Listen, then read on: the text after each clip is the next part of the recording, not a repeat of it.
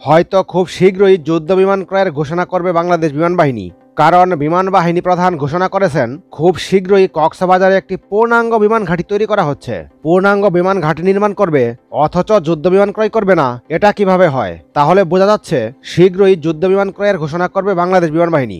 অনেকের মনে প্রশ্ন থাকতে পারে, লালমনিরহাট বিমান ঘাঁটি নাকি এই কক্সবাজার বিমান ঘাঁটি, কোন বিমান ঘাঁটি বাংলাদেশের জন্য সবচেয়ে বেশি কার্যকরী ভূমিকা পালন করবে? চলুন এই ভিডিওতে বিস্তারিত জেনে নেওয়া যাক।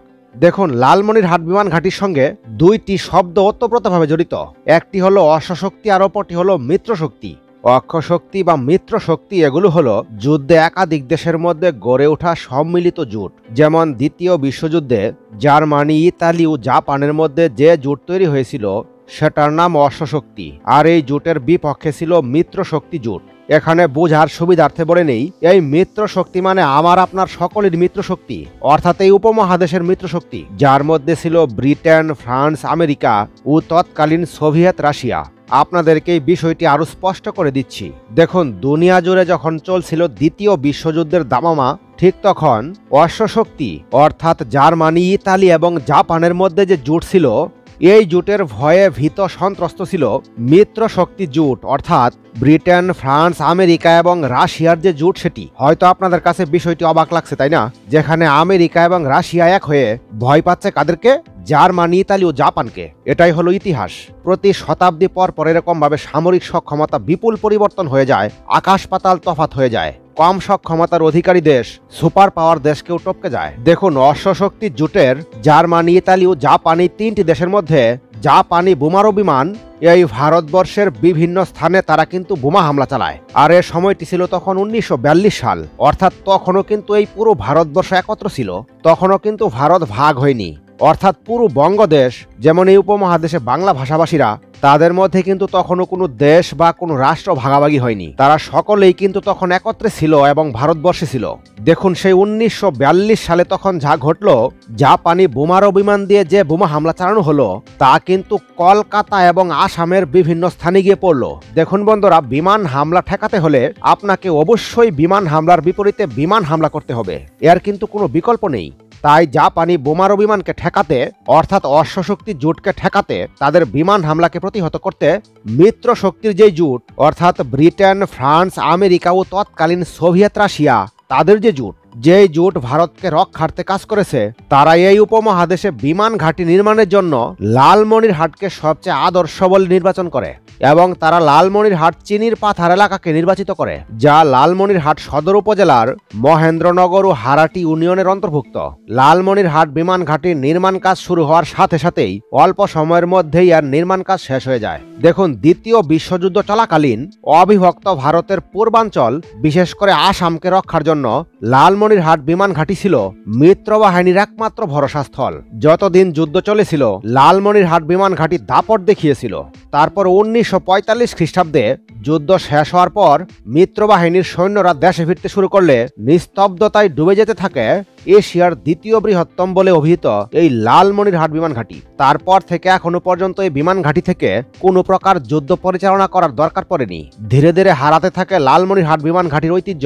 এতদিন এটিকে বিমান ঘাঁটি বলা হলেও এটি কিন্তু বিমানবন্দর হিসেবেও পরিপূর্ণভাবে বিমান চলাচল করত না। তবে এ ঘাঁটিতে 1958 সালে বিমান সার্ভিস চালু করা হয়েছিল লালমনিরহাট থেকে ঢাকা, ঢাকা থেকে লালমনিরহাট, এবং বিমানে যাত্রীর ভাড়া ছিল 45 টাকা ওই সময়ের। সে সময় লালমনিরহাট থেকে ঢাকা পর্যন্ত রেলওয়েতে প্রথম শ্রেণীর ভাড়া ছিল 22 টাকা, অর্থাৎ বিমানের ভাড়া ছিল 45 টাকা এবং রেলওয়ের ভাড়া ছিল 22 টাকা। ভাড়া দ্বিগুণেরও বেশি হওয়ায় এক সময় বিমান সার্ভিসও বন্ধ হয়ে যায়। 1965 খ্রিস্টাব্দে ভারতীয় বোমা হামলার পর পাকিস্তান সরকার বিমান ঘাঁটির স্থাপনা নিলামে বিক্রি করে দেয়। তারপর বাংলাদেশ স্বাধীন হওয়ার পর 1972 সালে লালমনিরহাটের বিমান ঘাঁটিকে বাংলাদেশ বিমান বাহিনীর হেডকোয়ার্টার করার সিদ্ধান্ত গৃহীত করা হয়। সিদ্ধান্ত নিলেও তার বাস্তবায়ন হয়নি। পরে 1983 খ্রিস্টাব্দে বিমান বাহিনী কর্তৃক এখানে কৃষি প্রকল্প গ্রহণ করা হয়, যার কার্যক্রম এখনো পর্যন্ত চলছে। দেখুন, লালমনিরহাট ঢাকা রুটে 18টি সিটের একটি বিমান চালুর সকল প্রস্তুতি সম্পন্ন করার পরও আজও পর্যন্ত টিকিট কাউন্টারই খোলা হয়নি। ফলে যারা বিমানে করে ভ্রমণ প্রত্যাশী তারাই সুবিধা থেকে বঞ্চিত হয়েছে। দেখুন 2011 সালে এসে এই লালমনিরহাট বিমান ঘাঁটিটি আরেকবার আলোর মুখ দেখার সম্ভাবনা ছিল। 2011 সালের 19 মে ভুটানের যোগাযোগ মন্ত্রী এইচি লিওনভ ও নন্দলাল রাজ রায়ের নেতৃত্বে 11 সদস্যের একটি প্রতিনিধি দল দক্ষিণ এশিয়ার এই বৃহত্তম লালমনিরহাট বিমান ঘাঁটি পরিদর্শন করতে আসেন। উদ্দেশ্য ছিল ভুটান বাংলাদেশ ট্রানজিটের অংশ হিসেবে আন্তর্জাতিক মানের একটি বিমানবন্দর তৈরি করবে এবং সম্ভাব্যতা যাচাইয়ের প্রস্তুতি নেন। ভুটান ও বাংলাদেশ সরকারের মধ্যে ব্যবসা বাণিজ্য, যোগাযোগ ব্যবস্থার উন্নয়ন ও পর্যটন খাতের উন্নয়নের লক্ষ্যে কিন্তু একটি চুক্তিও হয়। ওই চুক্তির আলোকে ভুটান সরকার লালমনিরহাট ও সৈয়দপুর বিমানবন্দরকে ভুটানের বিমান ট্রানজিট হিসেবে ব্যবহার করতে আগ্রহ প্রকাশ করে এবং বাংলাদেশের কাছে আনুষ্ঠানিক প্রস্তাবও দেয়। কিন্তু সেখানেও একটি সমস্যা এসে দাঁড়ায়, তা হলো আকাশ সীমা নিয়ে। হয়তো ভারত এই ঝামেলাটি করেছিল, কারণ ভারতের 7 সিস্টারের উপর দিয়েই তো ভুটান যেতে হবে, আর তা না হলে তো অন্য কারো আকাশ সীমা ব্যবহার করতে হয় না। তবে সূত্র থেকে জানা যায় ভারত, বাংলাদেশ এবং ভুটান এই 3 দেশের মধ্যে যদি চুক্তি হয় তাহলেই বিমানবন্দরটি করা সম্ভব। অর্থাৎ ভারতও এর ভাগ চেয়েছিল আর কি। যাই হোক, বলতেই হয় বাংলাদেশ একটি সঠিক সিদ্ধান্ত নিয়েছিল।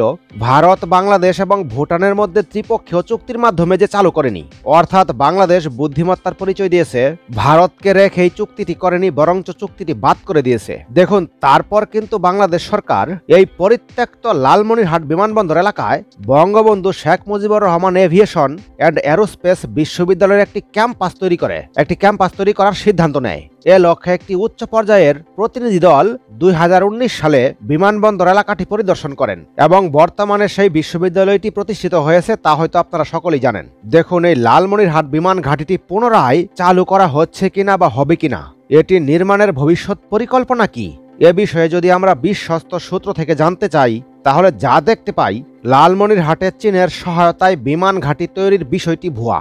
2 ডিসেম্বর 2024-এর খবর এটি। দেখুন, rumour scanner Bangladesh fact check থেকে দেখা যাচ্ছে, রিউমার স্ক্যানার টিমের অনুসন্ধানে জানা যায় চিকেন নেকের কাছে চীনের সহায়তায় বাংলাদেশ বিমান বাহিনীর বিমান ঘাঁটি তৈরির দাবিটি সঠিক নয়, বরং বহুল আলোচিত লালমনিরহাটের এই বিমানবন্দরের কার্যক্রম 6 দশকের বেশি সময় ধরে বন্ধ রয়েছে। সাম্প্রতিক সময়ে এটি চালুর কোনো উদ্যোগ নেওয়া হয়নি বলে নিশ্চিত হয়েছে রিউমার স্ক্যানার। তবে বাংলাদেশ বিমান ঘাঁটি ঠিকই চালু করবে এবং খুব শীঘ্রই চালু করবে, তবে লালমনিরহাটে নয়, আপাতত কক্সবাজারে। আর এটি নিশ্চিত করেছেন বিমান বাহিনীর প্রধান। শিগগিরই কক্সবাজার পরিপূর্ণ বিমান ঘাঁটিতে রূপান্তরিত হবে বলে জানিয়েছেন বিমান বাহিনীর প্রধান air chief marshal Hasan Mahmud Khan. 12 December বৃহস্পতিবার যশোরে বিমান বাহিনী একাডেমিতে তিনি এই কথা পরিষ্কারভাবে জানিয়ে দেন। দেখুন, মিয়ানমার ও ভারতের সীমান্তবর্তী এলাকার আকাশসীমা আরও সুরক্ষিত করতে দ্রুতই কক্সবাজারকে পূর্ণাঙ্গ বিমান ঘাঁটিতে রূপান্তর করা হবে।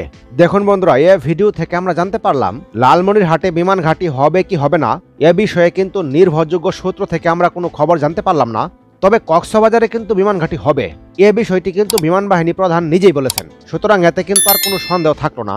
পরিপূর্ণ বিমান ঘাঁটি চালু করার উদ্দেশ্যই হলো যুদ্ধ বিমান অবশ্যই ক্রয় করবে, কখন ক্রয় করবে, কোন দেশ থেকে ক্রয় করবে, এই বিষয়টি যখন বিমান বাহিনী থেকে জানা যাবে তখন সেই খবরটি আপনাদেরকে জানানোর চেষ্টা করব।